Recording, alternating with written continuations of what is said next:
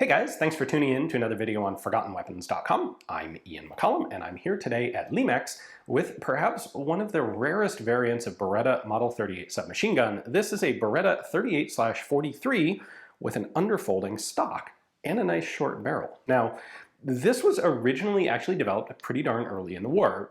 Disregard the 43 designation for a moment. The first version of this is called the Tipo I, or Type 1, developed by Beretta sometime around like 1941, but only as a prototype.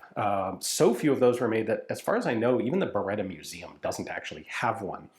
They were never put into mass production at the time. There's some speculation that they were going to make a batch of them for the Italian paratroopers, but those Italian paratroopers had a really unpleasant experience at Alamein in North Africa, ceased to exist as a functional fighting force, and left Italy without any paratroopers, which kind of obviated the need for paratrooper submachine guns. So these things don't ever get manufactured in the first half of the war. Instead, Beretta makes a boatload of regular 38s. And the other thing they do is actually simplify the Beretta 38, which starts off as a relatively long, complex, expensive, and very high quality submachine gun. They simplify them with a number of elements that came off of this original underfolding prototype. You'll notice it doesn't have a barrel shroud. It has this heavy fluted barrel with the muzzle brake built into the barrel. That translates over into some of the versions of the Beretta, of the 38 that Beretta makes, the Beretta 38/42 primarily. So let's take a closer look at this one, and then I'll explain to you where it actually came from. This is definitely a pretty handy little gun. The folding stock definitely cuts down on the overall length. It has the shortened barrel compared to the original Beretta 38A pattern. And you can see that it's this heavy fluted barrel with an integral two-port compensator at the end. We just have a single fixed rear sight notch there. For markings nerds, this is actually a really unusual marking. So it's marked PM, which is pistol machine gun. It's the Italian abbreviation for submachine gun. 38/43 Beretta, but it's in this weird decorative sort of font that at first glance I assumed was some sort of counterfeit marking, like later added marking, something like that. But in fact, I found some other pictures of a couple other examples of these guns, and they all seem to have this exact same style of marking. So this will make a little more sense when we get to talking about where the production actually was, because it was not like standard Italian army production, but that's actually the legitimate marking for the model. And then this particular example came out of Yugoslavia, and it at some point had a Yugoslav crest added to it. As far as I know, these guns were not actually sold to Yugoslavia, and this is a one-off marking on this particular gun. The controls are standard as on every other Beretta 38. We have a safety lever up here, that's safe, that's fire, and then your fire selector is in the form of two separate triggers. So the front trigger is semi-auto and the rear trigger is full auto. Again, typical of Beretta 38s. We do have a serial number on here, Q2005. The pistol grip obviously is a new feature for the Beretta 38 that you don't see elsewhere. It's reasonably comfortable. It is interestingly all made out of aluminum, this whole block. Unfortunately, this one's stuck on, so I can't remove this to show you inside it, but interesting that it is an aluminum grip assembly. We have a nice long magazine well up here because it's intended to double as a vertical front grip. The regular fixed stock Berettas have a short magazine well because you're intended to hold on to the stock itself. However, the stock folds around the mag well and cannot unfold if you have a magazine in it. So you have to pull the magazine out. This one, the magazine well has gotten slightly squished, so magazine doesn't quite fit all the way in, but they use standard Beretta mags. This is a 20. Just like an MP40, push the button in, unfold the stock around back, and then snap the butt plate down. There it is. Standard magazine release lever right there. And then we have a sling swivel on the back and a sling swivel right in front of the chamber. Now I can do a little bit of disassembly by taking out the bolt.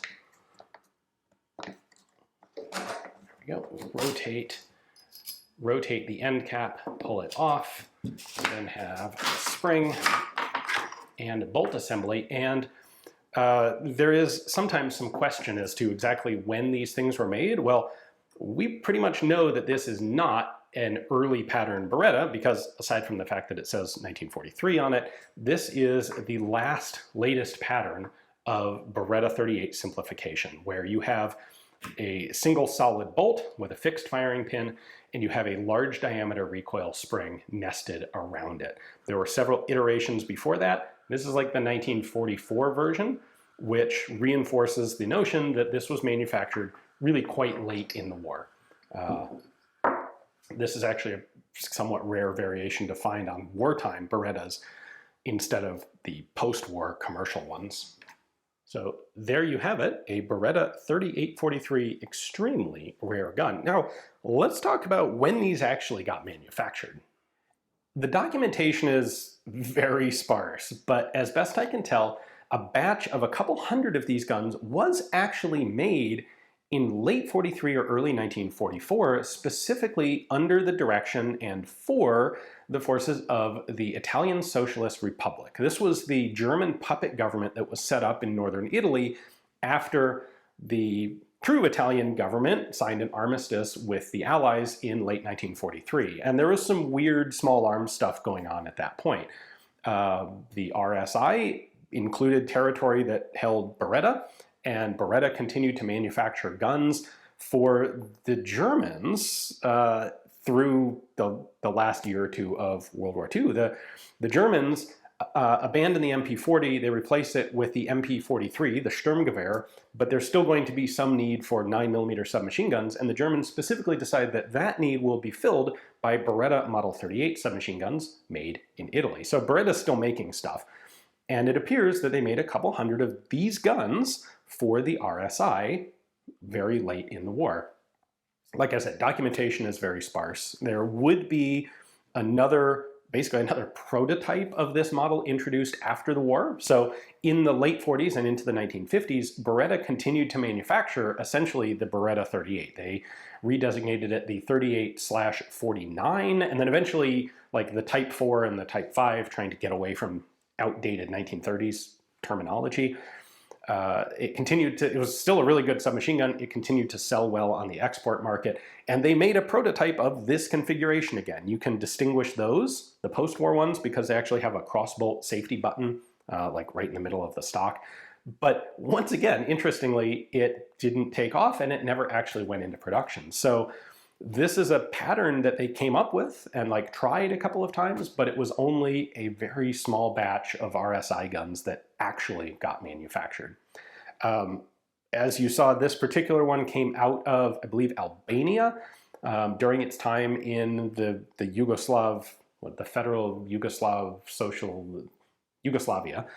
It got that Yugoslav crest added to it for some reason. Weird stuff would have happened to all of these guns. Anyway, big thanks to Limex for giving me access to this one. This is the first and so far only of these guns that I have ever actually seen in person. That's how rare they are. Hopefully you guys enjoyed the video. Thanks for watching.